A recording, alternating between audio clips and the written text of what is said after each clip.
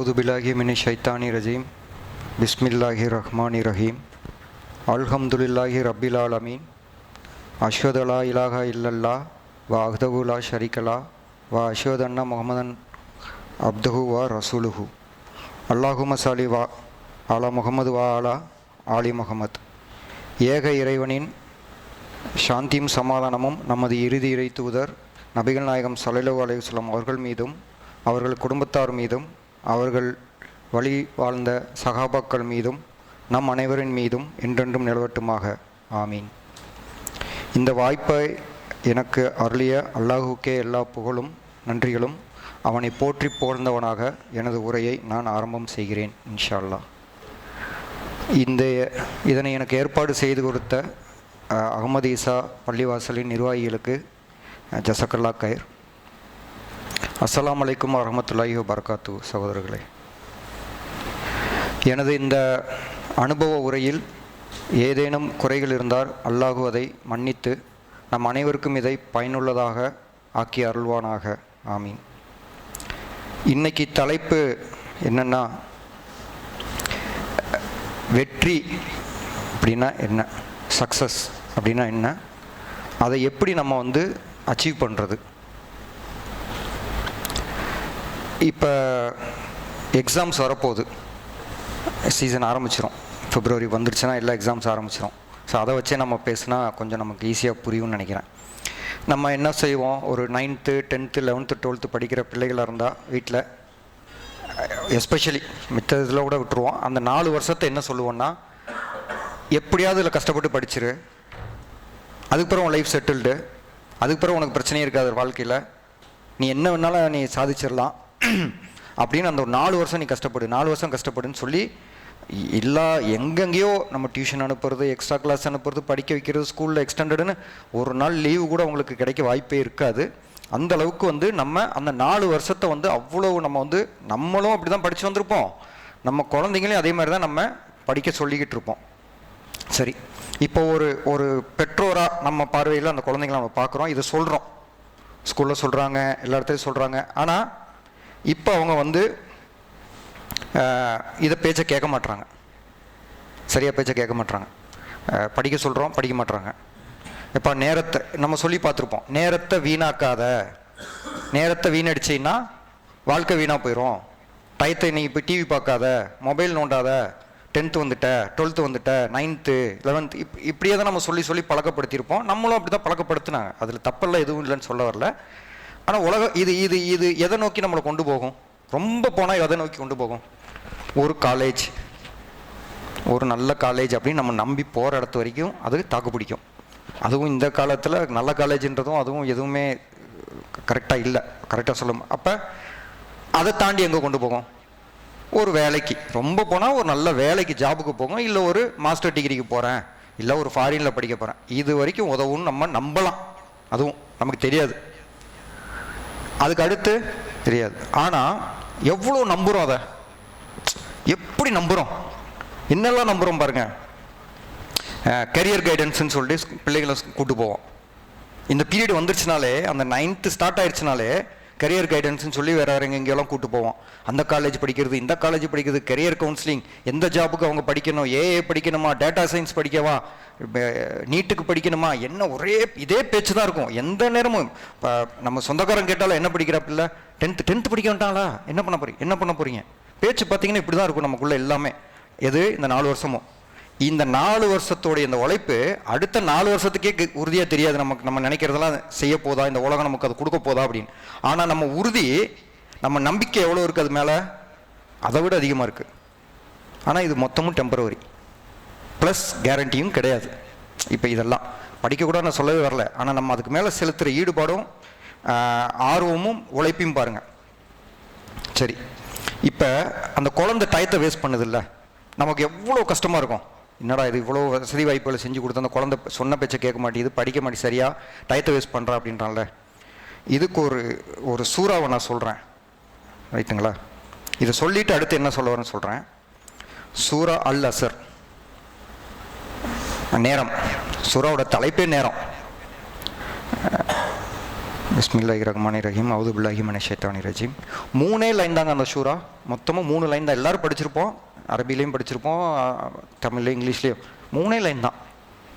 காலத்தின் மீது சத்தியமாக. எது மேலே? டைம். யார் பண்ணுறது? படைச்சர் ரப்பு பண்ணுறான். நம்ம என்ன சொல்கிறோம் குழந்தைங்கிட்ட? டைத்தை வேஸ்ட் பண்ணாத, படி, நீ நேரத்தை வீணடிச்ச வாழ்க்கை வீணு சொல்கிறோமா? ஆனால் நமக்கு மேலே ஒருத்தன் சொல்லிகிட்டு இருக்கான், காலத்தின் மீது சத்தியமாக சொல்கிறேன் அப்படின்றான். டைம் படைச்சது யார்? அவன்தான். 24 மணி நேரன்றது, இரவு பகலுன்றதெல்லாம் பூமிக்கு சம்மந்தப்பட்டதான், நமக்கு எல்லாருக்கும் தெரியும். இதே இது சந்திரனுக்கு போனால் அது வேறு மாதிரி டைம் ஜோன், வேறு மாதிரி டைமிங், அது கணக்கிலே வராது.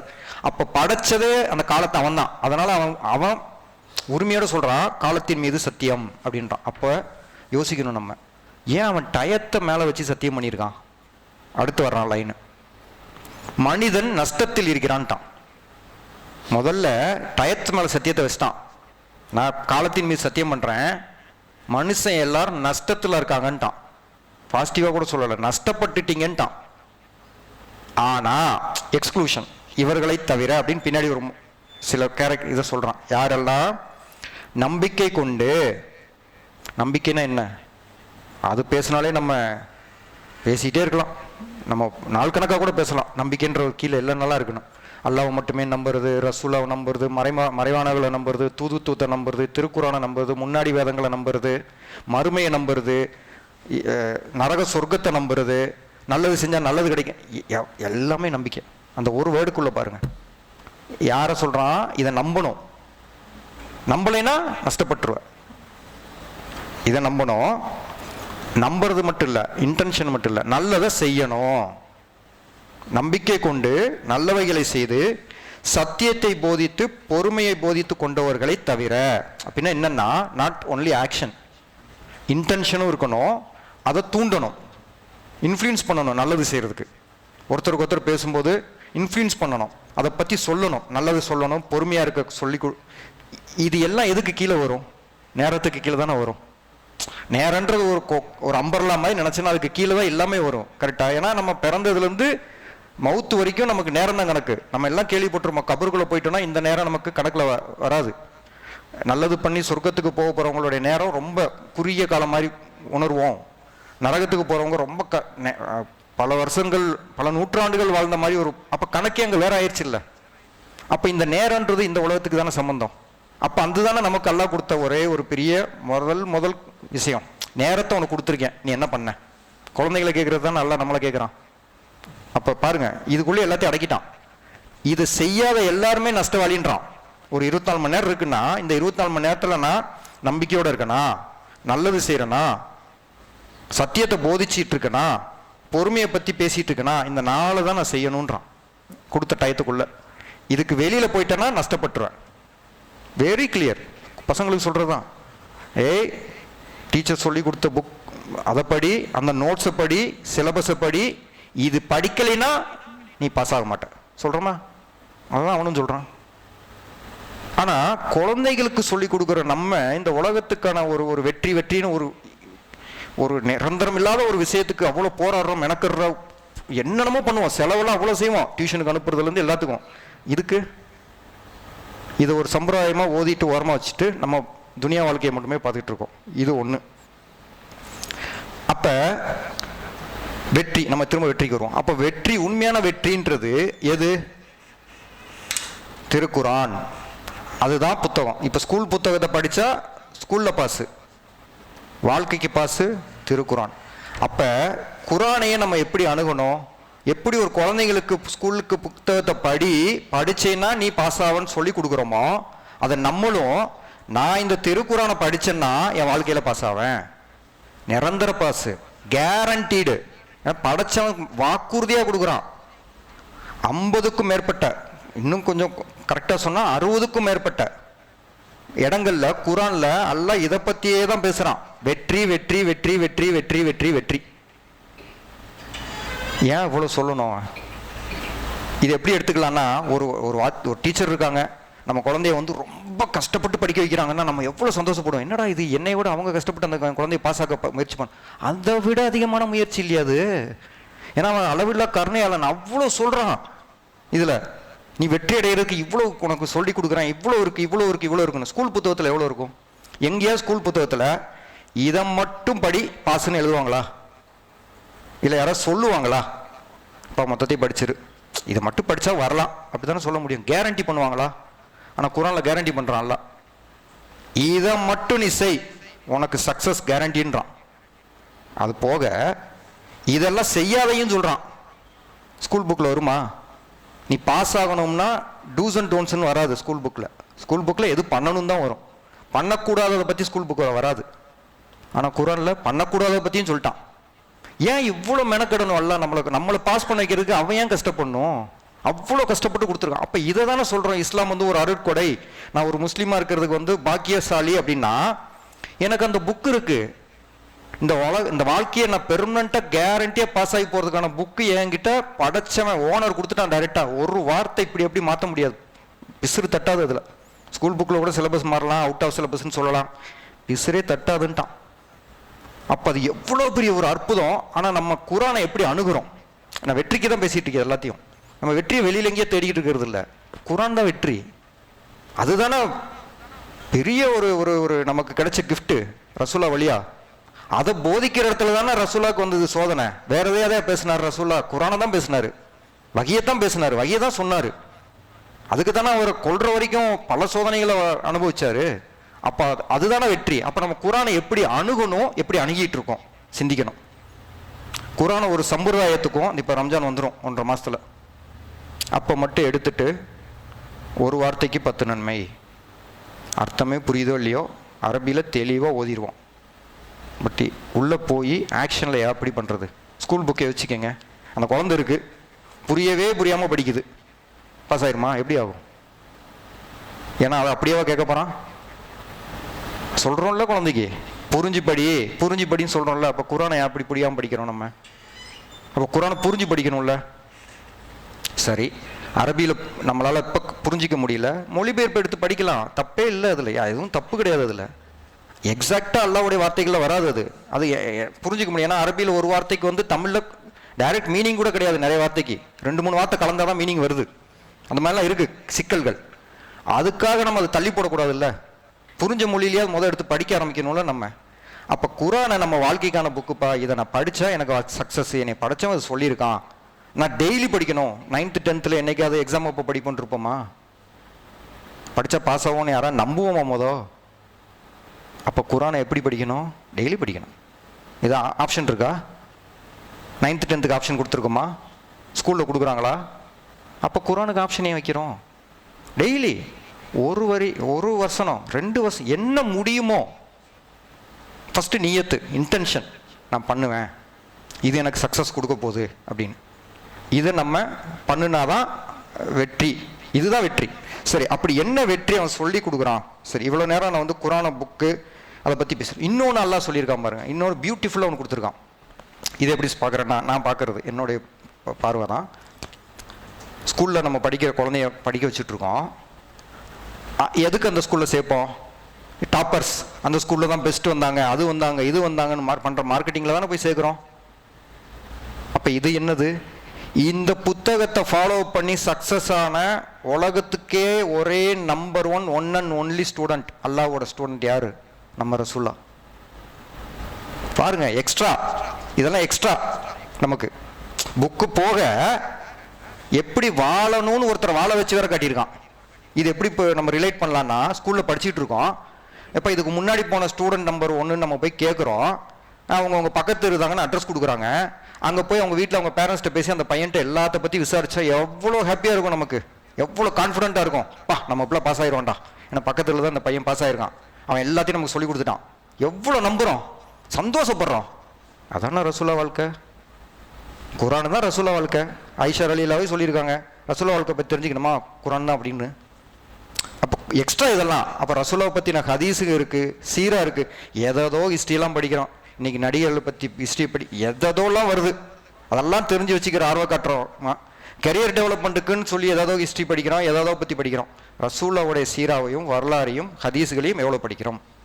நான் என்னையும் சேர்த்தான் சொல்கிறேன். நம்ம எவ்வளோ அதுக்கு மெனக்கிறோம், இல்லை உள்ள நீயத்தாவது வச்சுக்கிட்டு இருக்கோம். அது வச்சுட்டாலே போதும், அது நம்மளை உறுத்திக்கிட்டே இருக்கும், மனசாட்சி உறுத்திக்கிட்டே இருக்கணுவாங்களே, அது மாதிரி நீயத்தை ஃபஸ்ட்டு வைக்கணும்ல.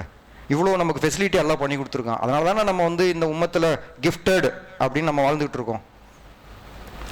அப்படி என்ன சக்ஸஸ் அப்படின்னு அவன் சொல்கிறான், அது நமக்கு தெரிஞ்சதாக இருக்கும். Good intention. அல்லாஹ் எல்லா இடத்துலையும் தெளிவாக சொல்கிறது என்னென்னா, ஆக்ஷன்ஸ் செப்பரேட்டாக பண்ணாலும் சக்ஸஸ் கிடையாது. அதாவது நான் ஒருத்தருக்கு போய் நல்லது பண்ணுறேன்னு போய் ஒரு கொடுக்குறேன்னு வைங்களேன், ஒரு தர்மம் பண்ணுறேன், அது மட்டும் பத்தாது. உன் இன்டென்ஷன், நீ என்ன எண்ணத்தில் அதை செஞ்ச, ரெண்டுமே. அவன் நிறைய வசனங்களில், நான் பின்னாடி வசனங்களை சொல்லிடுறேன், நிறைய வசனங்களில் அவன் இதை சேர்த்து தான் பேசுகிறான். எண்ணம் என்ன, செயல் என்ன, எண்ணம் என்ன, செயல் என்ன. அப்போ நல்ல எண்ணங்கள், நல்ல செயல்கள், அல்லாஹுவை முழுமையாக நம்புறது, அல்லாஹ் மேலே தவக்குள் வச்சுக்கிறது, அல்லாஹ் சொன்ன எல்லா விஷயத்தையும் நம்புறது. அப்படி எடுத்துக்கணும். சின்னதாக சொல்லணும்னா இவ்வளோதான். இதுதான் நிரந்தர வெற்றி. சரி, ஏன் அப்போ நம்ம கஷ்டப்படுறோம்?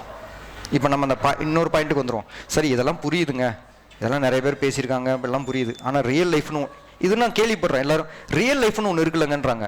எனக்கு இது என்ன ரியல் லைஃபு, இந்த லைஃபு பிரித்து வச்சுக்கிறாங்க. அதாவது இஸ்லாமியனா வாழ்கிறதுக்கு ஒரு டைம் இருக்குது, துனியாவுக்குன்னு ஒரு டைம் இருக்காமா. இப்படியெல்லாம் ஒன்றும் இல்லை. இது இந்த ஷைத்தான் செய்கிற வேலை.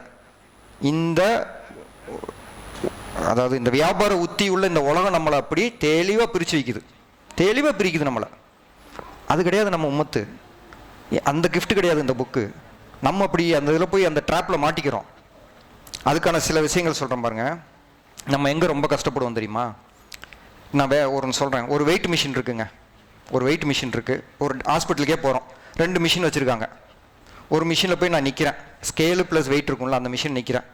அது அந்த ஹாஸ்பிட்டலோட மிஷினில் வந்து என்ன காட்டுதுன்னா, நான் 170 சென்டிமீட்டரு இல்லை 140 சென்டிமீட்டரு 30 கிலோன்னு காட்டுது. அவங்க என்ன சொல்கிறாங்க, நீ அண்டர் வெயிட்டு, அன்ஹெல்த்தி, ஃபிட் இல்லைன்ட்டாங்க. எனக்கு ஒரே குழப்பமாக இருக்குது. என் வீட்டில் இருக்க ஒரு மிஷின் இருக்குது, 2 மிஷினில் ஒன்று என் வீட்டில் இருக்குது. அதில் பார்க்குறேன் 170 சென்டிமீட்டர் 70 கிலோன்னு காட்டுது, நான் ஃபிட்டுன்னு காட்டுது. என்னடா இது, என் வீட்டில் இருக்க ஸ்கேல் கரெக்டாக காட்டுது, இந்த ஸ்கேல் தப்பாக காட்டுது, இவங்க சொல்கிறது தப்பு. இதை அப்படியே நம்ம எதை கம்பேர் பண்ணிக்கலாம்? இது புரியுதில்ல? 2 வெயிட் மிஷினுக்கு இருக்க வித்தியாசம் புரியுதில்ல? வீட்டில் இருக்கிற வெயிட் மிஷின் அல்லாஹ் கொடுத்த மிஷின், ஹாஸ்பிட்டலில் இருக்க மிஷின், உதாரணத்துக்கு சொல்கிறேன், ஹாஸ்பிட்டலில் இருக்க மிஷின் துனியாவோட மிஷின். துனியாவுடைய ஸ்கேல் மாறிக்கிட்டே இருக்கும், அது வெயிட் ஆகட்டும் ஹைட் ஆகட்டும். நம்மளை அன்ஃபிட்டுன்னு சொல்லிக்கிட்டே தான் இருக்கும் துனியா. போன 10 வருஷத்துக்கு முன்னாடி ஃபிட்டுன்னது இன்றைக்கி அன்ஃபிட்டுன்றோம் துனியா. ஆனால் அல்லாவோட ஸ்கேல் ஃபிக்ஸ்டு, அல்லாவோட மெஷர்மெண்ட் ஃபிக்ஸ்டு. இன்னும் பல 1000 வருஷங்கள் லட்சம் வருஷங்கள் வந்தாலும் ஃபிக்ஸ்டு. 1400 வருஷம் ஆல்ரெடி ஃபிக்ஸ் ஆயிடுச்சு, அதை நம்ம பார்த்துட்டோம். அப்போ அந்த ஸ்கேல் ஈஸியா, இந்த ஸ்கேல் ஈஸியா? இந்த வெயிட் மிஷின் ஈஸியா, அந்த வெயிட் மிஷின் ஈஸியா? நம்ம குழப்புறதே இங்கே தான், நம்மளை குழப்புறதும் இங்கே தான். நீங்கள் இதெல்லாம் எடுத்துக்கிட்டு துணியாக்குள்ளே போனீங்கன்னா ஃபிட் ஆக மாட்டோம் நிறைய இடத்துல. ஏன்னா அவங்க வச்சிருக்க ஸ்கேல் தப்பு, நம்மளை பார்க்குற பார்வை தப்பு. நம்ம என்ன வந்துடும், அதில் போய் விழுந்துடுறோம்.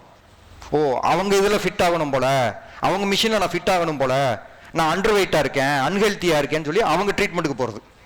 அந்த ட்ரீட்மெண்ட் தான் இந்த துனியாவில் பண்ணுற வட்டி விஷயங்களாகட்டும், வரதட்சணைகளாகட்டும், பாவங்கள் செய்கிறதாகட்டும், படம் பார்க்குறதா இருக்கட்டும், தொழுகையை கைவிடுறதாகட்டும், குரானை விட்டு தூரப்படுறதாகட்டும், என்ன வேணால் நம்ம சொல்லலாம். அதுக்கு கீழே அவ்வளோ இருக்குது இந்த துனியா நம்மளை சீரழிக்கிறதுக்கு. இது எல்லாமே அந்த மிஷின் செய்கிற வேலை. அந்த மிஷின் நம்மளை ஃபிட்டுன்னு சொல்லிகிட்டே இருக்கும். இதை பண்ண அதுதான் நம்ம கூட இருக்கிற ஃப்ரெண்ட்ஸு, வேலை செய்கிற இடம், ஸ்கூலு, யாரோ சந்திக்கிற நண்பர்கள், முஸ்லீம்ஸே இருக்கலாம்.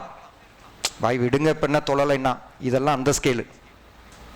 இந்த ஸ்கேல் இல்லை, இந்த ஸ்கேல் நம்மளை ரிஜெக்ட் பண்ணிடும், அந்த ஸ்கேல் ஆனால் அக்செப்ட் பண்ணிடும். அப்படியே போயிடுவோம். சைத்தான் என்ன பண்ணுவான், வா கூட வான்னு அந்த ஸ்கேலில் சூப்பராக நம்மளை ஃபிட் பண்ணுவான்.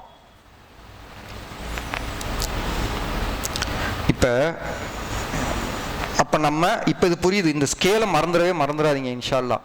தெளிவாக இதை புரிஞ்சுக்கணும். நிறைய சோதனைகள் வந்துக்கிட்டு தான் இருக்கும். நம்ம அல்லாஹ் நம்ம உடைய ஸ்கேலில் ஃபிட்டா, அல்லாஹ் நம்மளை ஏற்றுக்கிறானா, இந்த உலகமே எதிர்த்தாலும் நான் அல்லாஹ் ஏற்றுக்கிட்டானா இல்லையா, இந்த உறுதிக்குள்ளே போயிட்டோம்னா ஆட்டோமேட்டிக்காக நம்ம உள்ள அல்லாஹ் இழுத்துட்டு போயிடுவான். தொழுகிறதுலேருந்து குரான் ஓதுறதுலேருந்து எல்லா விஷயத்துலையும் உள்ளே இழுத்துருவான். ஏன்னா அதையும் குரானில் அவனே சொல்கிறான், நான் சொல்கிறேன் அவனே சொல்கிறான், அதையும் குரானில் சில வசனங்களை நான் சொல்லி மட்டும் இந்த உரையை இன்ஷா அல்லாஹ் நான் முடிவு செஞ்சுக்கிறேன். சூரா அல் ஷம்ஸில் இதை படிச்சிருப்போம். சூரியன் இதை இல்லையா, வெறும் உள்ளத்தை பற்றி மட்டும்தான் அல்லாஹ் அதில் பேசியிருக்கான், வேற எதையும் பேசல. இந்த முழு சூறாவும் வெறும் உள்ளம்தான். பிஸ்மில்லாஹிர் ரஹ்மானிர் ரஹீம் ஷைத்தானிர் ரஜீம். சூரியன் மீதும் அதன் ஒளியின் மீதும் சத்தியமாக, அதை அடுத்து வரும் சந்திரன் மீது சத்தியம். இந்த மாதிரி நேரம் கருதி நான் அதை சுருக்கிக்கிறேன். 7 சத்தியங்கள் பண்ணுறான். யாரு? படைச்சவன் சத்தியம் பண்ணுறான். இப்போ யோசிச்சு பாருங்க, சத்தியம் நம்ம போய் யாராவது ஒரு சின்ன குழந்தைகிட்ட போய் பண்ணுவோமா? யோசிப்பான், ஏய் சொல்கிறது கேளு, நான் என்ன உனக்கு சத்தியம் பண்ணி கொடுத்து உன்னை நம்ப வைக்கிறது? யோசிப்போமா இல்லையா? நம்ம வயசுக்கு அவன் முன்னாடி நம்மெல்லாம் ஒரு, அவன் சொல்கிறான் கொசுன்னு ரெக்கையை விட அற்பமாக கூட உன்னை நான் கம்பேர் பண்ணிடுவேன்றான். அந்த அளவுக்கு தான் நமக்கு அவன் இறங்கி வந்து சத்தியம் பண்ணுறான். 7 விஷயங்கள்ல, சும்மா இங்கங்க போகிற விஷயம் இல்லை, எல்லாமே அவன் படைச்சது ஒன்னொன்னும். அது எதுவுமே பொய் கிடையாது. சூரியன் சந்திரன் பொய்யா, பகல் இரவு பொய்யா, வானம் பொய்யா, பூமி பொய்யா? அதை சொல்லி கடைசியாக வர்ற அந்த மெயின் சத்தியத்துக்கு வரேன்.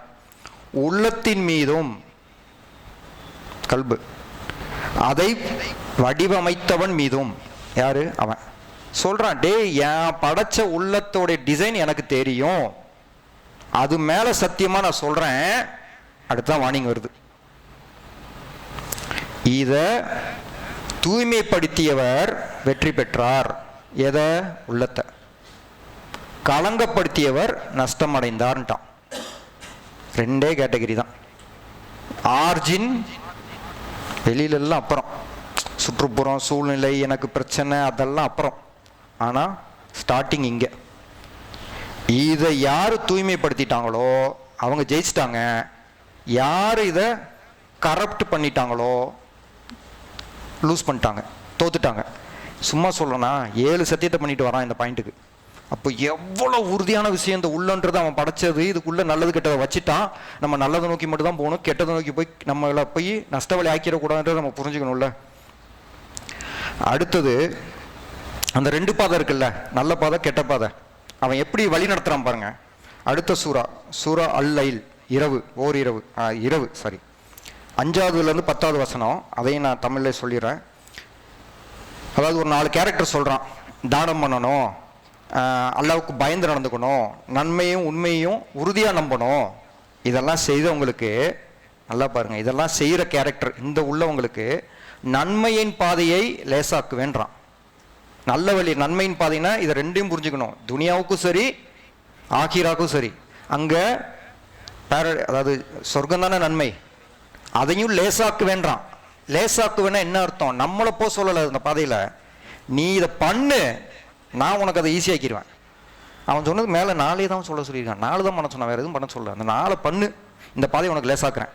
ஆனால் கஞ்சத்தனம் செஞ்சு, அப்படி ஆப்போசிட்டு, கஞ்சத்தனம் செஞ்சு எனக்கு அல்லாலாம் தேவையில்லை, என்கிட்ட வசதி வாய்ப்பு சொத்து சோகம் எல்லாம் எல்லாமே என்கிட்ட இருக்கு அப்படின்னு நம்ம வாயால் சொல்லாட்டி மனசளவில் செயலளவில் நிறைய செஞ்சுட்டு இருப்போம். அதையும் சொல்கிறேன். உண்மையையும் மறுத்து இருக்காங்களோ இந்த கேரக்டர் உள்ளவங்க, இந்த ஆக்ஷன்ஸை செய்கிறவங்கெல்லாம் துன்பத்தின் பாதையை லேசாக்க வேண்டாம். அப்படின்னா என்ன? அங்கே நரகம்தான் துன்பம், லேசாக்கிடுவான். அதுதான் பார்த்தீங்கன்னா சீரழிவில் கெட்டு குட்டிச்சுரை போயிட்டே இருப்பாங்க. நமக்கு பார்த்தா அவங்கள ஆனால் அவங்களுக்கு புரியாது, அவங்களுக்கு புரியவே புரியாது. அவங்க அப்படியே நம்மளை ஆப்போசிட்டாக பார்ப்பாங்க. இதுதான் அது. நீ எந்த பாதையில் போறியோ அந்த பாதையை லேசாக்க வேண்டாம். சிம்பிள். நீ நல்லது வேணும்னு போறியா, லேசாக்கி தரேன். கெட்டது செய்யணும்னு போறியா, அதையும் லேசாக்கி தரேன். நீ எப்படி வேணா போ, choice is yours, free will. அதான் இஸ்லாமே. கடைசி ஒரு வசனம், இது ரொம்ப முக்கியம். சூரா ஆல் இம்ரான்ல வர்றது. ஒவ்வொரு ஆத்மாவும் மரணத்தை சுவைக்க, அதாவது 185 186, ஒவ்வொரு ஆத்மாவும் மரணத்தை சுவைக்கக்கூடியதே ஆகும். இன்னும் உங்கள் கூலிகளை நீங்கள் பூரணமாக்கப்படுவது எல்லாம் மறுமை நாளில். அப்படின்னா என்ன அர்த்தம்? இங்கே நான் நல்லது செஞ்சுருப்பேன், ஒரு உதாரணம் சொல்கிறேன், ஒரு தர்மம் செஞ்சுருப்பேன், ஏதோ நல்ல வார்த்தை சொல்லியிருப்பேன். சலாம் சொல்கிறதே தர்மம்னு ரசூலா சொல்லி கொடுத்துருக்காரு. சலாம் சொல்லியிருப்பேன். இதுக்கு எங்கேயாவது எனக்கு கவுண்ட் தெரியுமா? யாருக்கும் தெரியாது. நம்பலாம், நான் நல்லது செய்கிறேன்ப்பா, எனக்கு சொர்க்கம் கிடைக்கும், அல்லாஹ் கொடுப்பான்னு. யாரும் நரக வேணும்னு வேண்டி வாழ மாட்டாங்க. ஆனால் பூரணமாக்கப்படுவதுன்றான், கம்ப்ளீட்னஸ். ஏன்னா சிலதுக்கு இங்கே கொடுப்பான், சிலதுக்கு கொடுக்காம சோதிப்பான். அது அவனுடைய நம்ம விதியில் வச்சது. பூரணமாக்கப்படுவது எல்லாம் மறுமை நாளில் தான். அப்போ அது வரைக்கும் பொறுமை காக்கணும். ஜட்ஜ்மெண்ட் டேல தான் கிடைக்கும். அப்போ நம்பணும், அதை செய்யணும், செஞ்சுக்கிட்டே இருக்கணும். கவுண்ட் தெரியாது, எக்ஸாம் படிக்கிற மாதிரி தான். பாஸ் ஆகுன்னு தெரிஞ்சா படிக்கிறோம், படித்தா பாஸ் ஆகும். ஆகவே எவர் நரக நெருப்பிலிருந்து தூரமாக்கப்பட்டு சொர்க்கத்தில் பிரவேசிக்கப்படுகிறார் அவர் திட்டமாக வெற்றி அடைந்தார். வெற்றியில் உறுதியான வெற்றி அவங்க தான். இவ்வுலக மேலும் அதோட அவன் நிக்கல. கடைசி வசனம் பாருங்க, ரொம்ப முக்கியம். அதிலே கடைசி வார்த்தை, மேலும் இவ்வுலக வாழ்க்கையை ஏமாற்றக்கூடிய இன்பத்தை தவிர வேற இல்லை. நம்மளுக்கு ஹெல்ப் பண்றான். எப்பா இந்த உலக வாழ்க்கை ஏமாத்துற இன்பத்தை தவிர வேற இல்லை. கொஞ்சம் நேரத்துக்கு முன்னாடி பேசணும்ல, அந்த துனியா ஸ்கேலு நம்மளை ஏமாத்தும். அதை தவிர இது ஒண்ணுமே இல்லை. அதை நம்பாத, நான் சொல்றதை கேளுன்றான். நம்மளை கஷ்டப்பட சொன்னா, நான் சொல்லலை நம்ம கல்யாணம் பண்ணக்கூடாது, நான் மித்த இதில் இருக்கமே பிரம்மச்சாரியா இருக்கு, எதுவுமே இல்லை. எல்லாமே ஒரு மனுஷனுக்கான இயற்கை தேவைகள் எல்லாத்தையும் அவன் செய்ய சொல்லியிருக்கான் அல்ல. ஆனால் எல்லாத்துக்கும் ஒரு வரைமுறை இருக்கு. கஷ்டமே பட சொல்ல இஸ்லாம் நம்மளை. நம்ம அந்த துனியாவில் போய் கஷ்டப்படுத்திக்கிறோம் நம்ம இதுக்குள்ள மாட்டி. அதான் சொல்றான், ஏமாற்றக்கூடிய சொற்ப இன்பம். 186வது வசனத்தை இன்னும் நான் தெளிவாக நம்ம எல்லாரும் கொஞ்சம் உணரணும்னு நான் நம்புகிறேன். ஏன்னா இதுதான் இன்னைக்கு இருக்கிற நம்ம சூழ்நிலை. இதுவும் குரான்ல இருக்கு. மேலும் விசுவாசம் கொண்டோரே, யாரு மூமினோ, உங்கள் செல்வங்களிலும் உங்கள் ஆத்மாக்களிலும் நிச்சயம் நீங்கள் சோதிக்கப்படுவீர்கள். அதாவது செல்வம்னா பொருள் மட்டும் இல்லை, பிள்ளைங்க, குடும்பம், எல்லாமே. அதாவது பாடி, இன்னர் கல்பை தவிர இருக்கிறது எல்லாம் செல்வம் தான். ஆரோக்கியமாக இருக்கிறது செல்வம் தான். ஆரோக்கியமாக இருக்கிறது செல்வம் தான். எனக்கு ஒரு நோய் வந்தால் சோதனை, மீனிங் என் செல்வத்தில் சோதிக்கிறான். அதையும் செல்வம் தான் எடுத்துக்கணும். ஸோ கல்பு பிளஸ் செல்வம், இது ரெண்டுலையும் சோதிக்கப்படுவீர்கள்ன்றான். உங்களுக்கு முன்னர், இதை பாருங்க, உங்களுக்கு முன்னர் வேதம் கொடுக்கப்பட்டவர்களாலும் இணை வைப்பவர்களாலும், நமக்கு தெரியும் வேதம் கொடுக்கப்பட்டவர்கள் இணை வைப்பவர்களாலும் நீங்கள் அதிகமான நோவினைக்கு ஆளாவீர்கள்ன்றான். இன்னைக்கு பார்க்க மாட்டோமா அதை? இப்போ இந்த முடிச்சுட்டு ஜும்மா முடிச்சுட்டு வெளில போனாலே நம்ம இது புரியாதவங்களோட தான் நம்ம சந்திக்க வேண்டியிருக்கோம். அவங்களால நோவினைக்கு ஆளாவீர்கள். அவங்களை எதிரியா பார்க்க தேவையில்லை, புரிஞ்சுக்கணும். நோவினைக்கு ஆளாவீர்கள், ஆனால் நீங்கள் பொறுமையை மேற்கொண்டு பயபக்தி, தவக்குள் பயபக்தியோடு இருந்தீர்களானால் அதுதான் காரியங்களிலேயே ஆக்கமான காரியம்ன்றான். நீங்க செய்யறதுலேயே ஆகப்பெரிய உறுதியான செயல். இதை புரிஞ்சுக்கிட்டு பொறுமையாகவும் அல்லா மேல தவக்குளும் வச்சுக்கிட்டீங்கன்னா அதுதான் பெஸ்ட் ஆஃப் த பெஸ்ட்ன்றான். நான் எடுத்து பேசினதே ஒரு 3-4 வசனம். அப்போ எவ்வளோ இருக்கும் உள்ள நமக்கு குரான வாழ்க்கைக்கு வழிகாட்டுறதுக்கு. ஸோ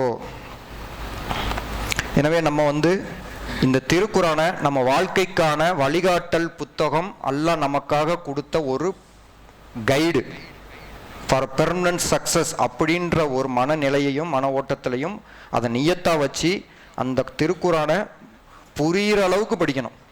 சும்மா படிக்கிறதுல புரிகிற அளவுக்கு திரும்ப திரும்ப படிக்கணும். ஒரு உதாரணத்துக்கு நான் என்னுடைய இதை 2வது பகுதியில் சொல்கிறேன். எனக்கு அனுபவம் அதிலெல்லாம். இது போக என்ன பண்ணணும்னா, அந்த அடிஷ்னல், இப்போ டியூஷன் போவோம், எக்ஸ்ட்ரா கிளாஸ் போவோம், வீக்கெண்டு கிளாஸ் போவோம்.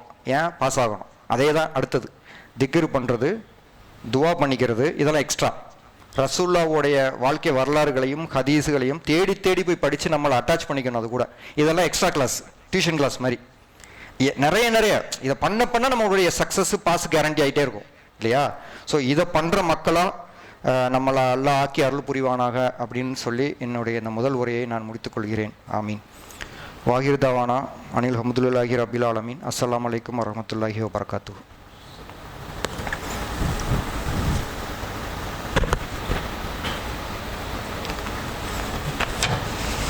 அஸ்ஸலாமு அலைக்கும் வரஹ்மத்துல்லாஹி வபரகாத்துஹு. நான் ஆக்சுவலாக இது என்னுடைய அனுபவம். இப்போ நான் முன்னாடி சொன்னது ஒரு என் அனுபவத்தில் வச்சு நான் சொன்னது.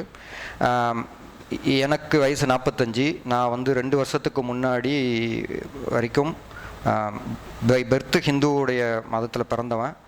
ஒரு 18 வயசில் நான் நாத்திகனாக மாறிட்டான் அப்படின்னு சொல்லி மாறிட்டேன். ஒரு 25 வருஷம், 43 வயசு வரைக்கும் 25 வருஷம் நான் தீவிர நாத்திகன்.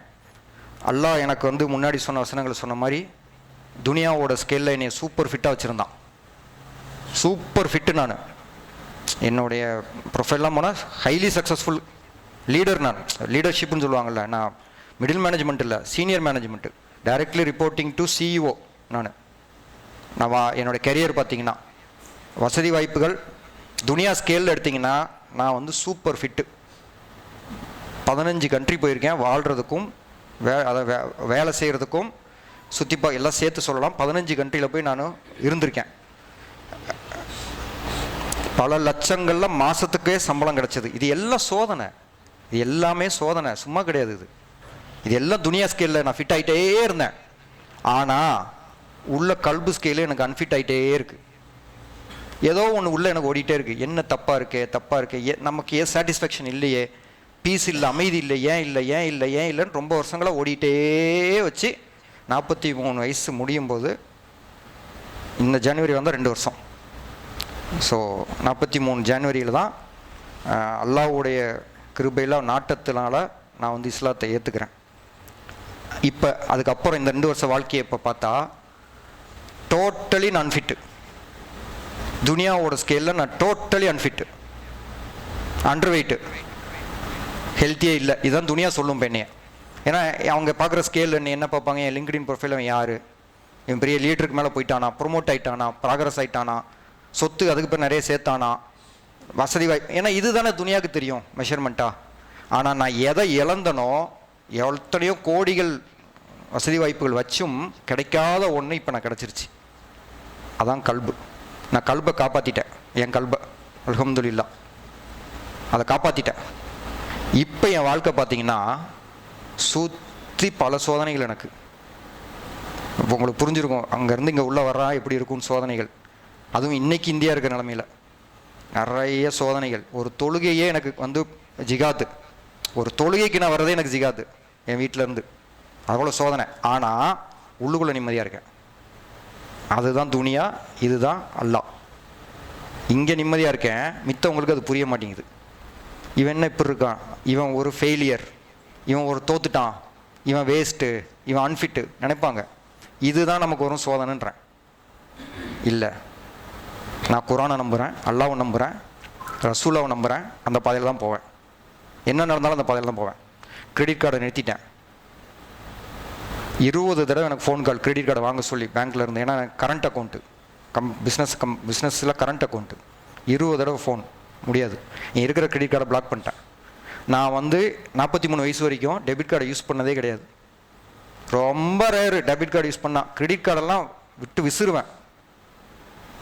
எல்லாரையும் கிரெடிட் கார்டு யூஸ் பண்ண சொல்லி பழக்குவேன். இப்போ கிரெடிட் கார்டு நான் தொட்டதே கிடையாது. லோனு வேண்டாம். 2.5% ஜக்காத்து நான் கொடுத்துடணும். அது எத்தனை லட்சம்லாம் கொடுக்கணும், கூட கொடுத்துடணும். சதக்காவாக கூட போயிட்டு போகுது. அல்லாஹ் சொன்னது ரசூலா சொன்னது ஒன்னொன்னே மெனக்கிறேன். ஆனால் இந்த துனியா நீ ரிஜெக்ட் பண்ணிக்கிட்டே இருக்கு. பரவாயில்ல. ஸோ அதனால் எனக்கு என்னென்னா, அல்லாஹ் ஸ்கேலில் நான் ப்ராக்ரஸ் ஆகிறேன்னா, நேற்றைய விட இன்றைக்கி நான் ஹைட் வளர்ந்துட்டேனா, அல்லாஹ் ஸ்கேலில் வெயிட்டு கூட்டிட்டேனா, இதுதான் சக்ஸஸ் எல்லாருக்குமே. எவ்ரிடே வெயிட்டு கூடுதா, ஹைட்டு கூடுதா அல்லாஹ் ஸ்கேலில், அது வெளியில் தெரிய தேவையில்லை. நம்ம குடும்பத்துக்கு தெரிஞ்சால் போதும், சுற்றி இருக்கவங்களுக்கு தெரிஞ்சால் போதும். மொத்த உலகத்துக்கு நம்ம வந்து சொல்லணும்னு அவசியம் இல்லை. அதை பற்றி நம்ம கவலை. ஸோ அதனால் குரான் ஒரு கடைசி ஒரு இது மட்டும் சொல்லிக்கிறேன். குரானை நான் நிறைய ப்ராக்ரஸ் இருக்குது. இதே பள்ளிவாசலில் தான் நான் வந்து போன ரம்ஜானில் ஆரம்பித்தேன். நிறைய இருக்கிற எங்கள் சகோதரர் நான் பார்த்துருக்கேன். அவங்கெல்லாம் நிறைய மாற்றங்கள். அப்போல்லாம் ரொம்ப எனக்கு பேசிக்கு கூட தெரியாது, ரொம்ப கம்மி. ஒன்றுமே குரானை படித்தது கூட இல்லைன்னு வச்சுக்கிங்க அப்போல்லாம். இப்போ டெய்லி படிக்கிறேன். அப்போ நான் இந்த பள்ளிவாசலில் ரம்ஜான் இங்கே வந்து தான் தங்கியிருந்தேன் கொஞ்ச நாள், அவங்களுடைய அப்ரூவலில். தொழுகிறதெல்லாம் அப்போ இங்கே தான் கற்றுக்கிறேன். அந்த சகோதரர் உட்கார்ந்துருக்க இடத்துல தான் என்னை நிற்க வச்சு இன்னொரு சகோதரர் தொழுகை கற்றுக் கொடுக்குறாரு. இப்படி தொழுங்கன்றாரு. எப்போ? இதெல்லாம் ஒரு வருஷம் முன்னாடி. ஆனால் இப்போ ஒரு வேளை தொழுகையை 5 ஆக்குனேன். இப்போ 7 வேளையாக தொழுதுகிட்டு இருக்கேன். இப்போ என்னை தொழுகையை விட்டுட்டு யாராவது போய் ஏதாவது செய்யணும் செய்ய மாட்டேன். நீங்கள் எவ்வளோ வேணால் எனக்கு கொடுங்க, அதெல்லாம் நான் பார்த்துட்டேன். முன் வாழ்க்கையில் நான் வாங்க மாட்டேன். எனக்கு தொழுகை முக்கியம். நான் தொழுகையை தவற விட மாட்டேன். குரானை நான் படிக்கிறத விட மாட்டேன். ஏன்னா விட்டேன் கெட்டேன். துனியா வெயிட்டிங்கில் இருக்கு. எனக்கு விட்டு போனேன் மாட்டினேன். அப்போ குரானை டெய்லி கொஞ்சம் வசனம், 1 வசனம் 2 வசனம் படிங்க. குரானை நான் உட்காந்து சில வசனங்கள்லாம் 1 வசனம் படிக்கவே கஷ்டப்படுறேங்க. தப்சீர் 3 தப்சீர் 4 தப்சீர் எடுக்கிறான். சாட் ஜிபிடி இருக்குது, அதுக்கிட்ட பேசுகிறோம், கேட்குறோம், விளக்கங்கள் என்னென்னமோ புரிதல் வருது. அதில் சூரா அல்லசூர்லாம் எனக்கு அப்படி தான் புரிதல் வந்தது. என்னுடைய அனுபவத்தில் சொல்கிறேன் சகோதரர்களே, குரானை தயவு செய்து முழு பொருள் வந்து ஆழமாக படிங்க. நிச்சயமாக அல்லாஹ் நம்மளை வந்து நேர்வழியில் கொண்டு போவான் இன்ஷா அல்லாஹ். ஸோ இதோட என்னுடைய 2வது முறையும் நான் உரையை முடிச்சுக்கிறேன். என்னுடைய பேர் வந்து அகமது, பழைய பேர் வந்து சுதாகர். இந்த வாய்ப்பை பயனுள்ளதாக ஆக்கி கொடுத்த அல்லாஹுக்கே எல்லா புகழும் நன்றிகளும். இந்த வாய்ப்பை அதை உருவாக்கி தந்த இந்த பள்ளிவாசனை நிர்வாகத்திற்கு மறுபடியும் ஒரு ஜஸக்கல்லா கைர். அஸ்ஸலாமு அலைக்கும் வரஹ்மத்துல்லாஹி வபரகாத்துஹு.